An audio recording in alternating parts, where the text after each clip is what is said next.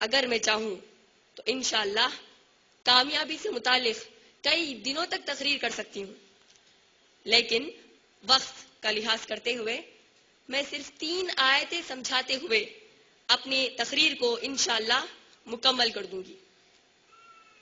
یہ 3 وہ آیتیں ہیں جو شاید ہی کوئی ایسی مسلمان ہماری بہن ہوگی جن کو یہ 3 آیتیں یاد نہ ہو۔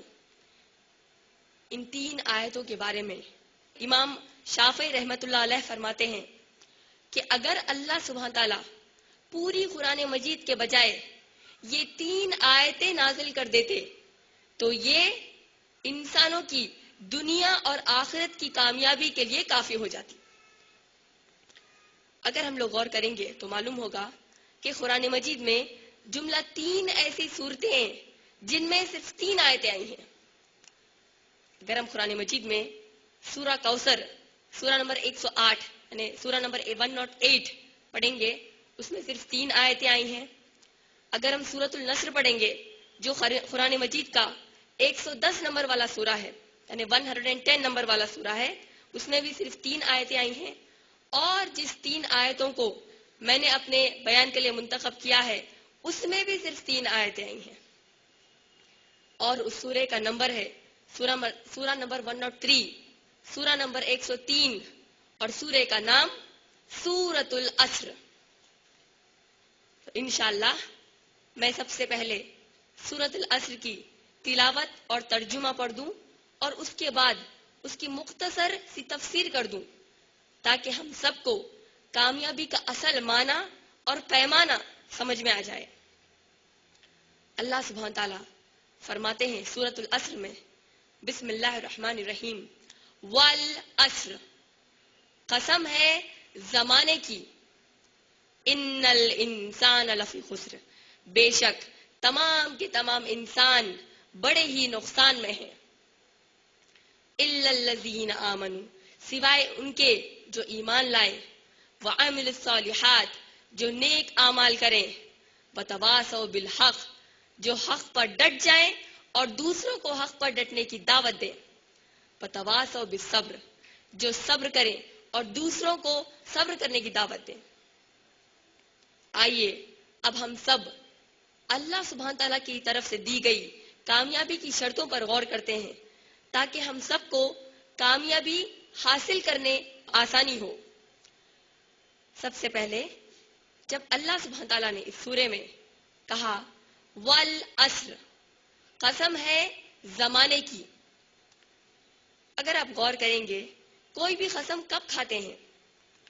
اگر میں اپنی بات سامنے والے کو منوانا چاہتی ہوں، میں کہتی ہوں میں قسم کھاتی ہوں، اور اگر بات سنجیدہ ہو تو میں کہتی ہوں میں میری ماں کی قسم کھاتی ہوں، باپ کی قسم کھاتی ہوں، کبھی کہوں گی اس قرآن کی قسم کھاتی ہوں۔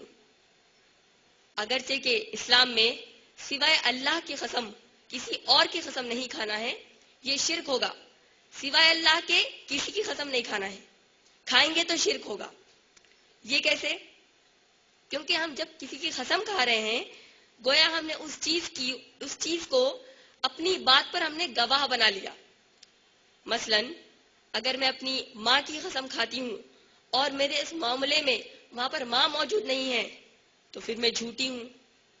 اگر میں باپ کی قسم کھاتی ہوں اور میرے اس معاملے میں باپ وہاں پر موجود نہیں ہے تب بھی میں جھوٹی ہوں۔ اگر میں قرآن کی قسم کھاتی ہوں اور اگر قرآن میرے اس معاملے میں وہاں پر موجود نہیں ہے تب بھی میں جھوٹی ہوں۔ لیکن جب میں اللہ کی قسم کھاتی ہوں تو یہ میرا پورا حق ہے، کیونکہ ہم سب جانتے ہیں اللہ کا علم، اللہ کی نالج ہر وقت ہر جگہ موجود ہے، تو قسم صرف اللہ کی کھائیں گے۔ اور جب کبھی ہم کسی کی قسم کھاتے ہیں تو ہم اس چیز کی کھاتے ہیں جس کو ہم اپنے سے زیادہ افضل سمجھتے ہیں۔ میں کبھی بھی یہ مائک کی یا کیبل کی، ٹیبل کی قسم نہیں کھاتی۔ کس کی قسم کھاتی ہوں؟ جس کو میں اپنے سے زیادہ افضل سمجھتی ہوں۔ ماں کی قسم کھا لیا کیونکہ ماں میرے لیے افضل ہے، باپ کی قسم کھا لیا کیونکہ باپ میرے لیے افضل ہے، قرآن کی قسم کھا لیا کیونکہ قرآن میرے لیے افضل ہے۔ لیکن ان تمام چیزوں میں، کائنات میں ہمارے لیے سب سے افضل اللہ سبحانہ تعالیٰ ہے، اسی لیے قسم صرف اللہ کی کھائیں گے۔ اب یہاں پر اگر آپ تھوڑا غور کریں گے، اللہ سبحانہ تعالیٰ زمانے کی قسم کھا رہے ہیں، والعصر، قسم ہے زمانے کی۔ اگر آپ تھوڑا سا اس قرآن پر غور کریں گے، اللہ سبحانہ تعالیٰ نے قرآن مجید میں اگرچہ کہ کئی مقامات پر قسم کھائی ہے، جیسے کہ والشمس، سورج کی قسم، والقمر، چاند کی قسم، کئی مقامات پر اللہ نے قسم کھائی ہے، لیکن اس سورے میں جو اللہ نے قسم کھائی ہے اس کی کافی اہمیت ہے۔ لیکن ہم مسلمانوں میں پریشانی یہ ہے کہ ہم قرآن مجید پر غور و فکر، تدبر نہیں کرتے۔ کیوں اللہ نے کھائی ہوگی؟ علامہ اقبال مسلمان امت کو نصیحت کرتے ہوئے ایک شعر فرماتے ہیں، قرآن میں ہو غوطزن اے مرد مسلمان۔ اب کیونکہ میں مرد مسلمان کہہ رہی ہوں، اس کا معنی یہ نہیں ہے کہ عورتیں غوطزن نہیں ہونا چاہیے، اس کا معنی پوری مسلمان امت سے ہے۔ علامہ اقبال کہتے ہیں، قرآن میں ہو غوطزن اے مرد مسلمان، اللہ کرے تجھ کو عطا جدت کردار۔ لیکن ہم مسلمانوں میں پریشانی یہ ہے کہ ہم اس قرآن پر غور و فکر، تدبر نہیں کرتے، اور اگر کوئی غور و فکر کرنے نکل جائے تو ایسا غور و فکر کرتے ہیں جو کبھی صحابہ نے بھی نہیں کیا ہوگا۔ غور و فکر جب علامہ اقبال کہہ رہے ہیں کرنے کے لیے، اور جب کسی عام مسلمان سے کہا جائے کہ آپ قرآن میں غور کرو، تو ہم مسلمانوں میں پریشانی یہ ہے، ہم کامیاب اس لیے نہیں ہو رہے ہیں۔ جب قرآن پر کہا جائے کہ غور کرو، فکر کرو، تو ہم کہتے ہیں ہمیں تیرنا نہیں آتا۔ اس کی مثال ایسی ہے کہ اگر میں سوئمنگ سیکھنا چاہتی ہوں، تیرنا سیکھنا چاہتی ہوں، اور دنیا کے سب سے بڑے سوئمنگ ماسٹر کو میں نے بلا لیا اور اس کو کہا کہ آپ مجھے پہلے سوئمنگ کرنا سکھا دیجئے، بعد میں پانی میں اتروں گی، وہ تو کہے گا یہ کوئی بات ہی نہیں ہوئی۔ آپ کو پانی میں اترنا پڑے گا، تب جا کر آپ تیرنا سیکھ سکتی ہیں۔ اسی طریقے سے اگر ہم سب کو کامیاب ہونا ہے، ہم سب کو ہدایت حاصل کرنا ہے، تو 1 کروڑ علماء کے 1 کروڑ سال تک بھی آپ بیان سنیں گے تو کامیاب ہونے والے نہیں ہیں۔ کامیاب کیسے ہوں گے؟ ہدایت کیسے حاصل کریں گے؟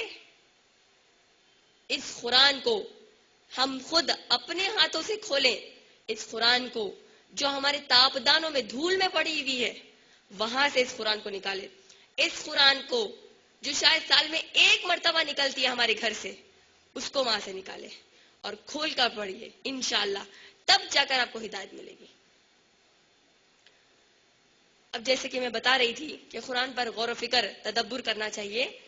جب اللہ سبحانہ تعالیٰ زمانے کی قسم کھا رہے ہیں تو یہاں پر اگر آپ غور کریں گے، جب ہم زمانے کی بات چیت کرتے ہیں، میرے بچپن کے زمانے میں، میرے جوانی کے زمانے میں، میرے بڑھاپے کے زمانے میں، تو ہم یہاں پر دیکھتے ہیں کہ زمانہ ماضی، حال اور مستقبل، یعنی پاسٹ، پریزنٹ اور فیوچر کے تحت بانٹا جاتا ہے۔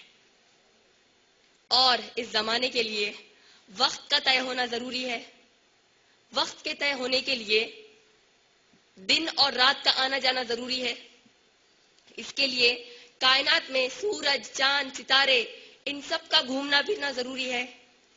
جب اللہ سبحانہ تعالیٰ کہہ رہے ہیں والعصر، قسم ہے زمانے کی، اس کا معنی کیا ہے؟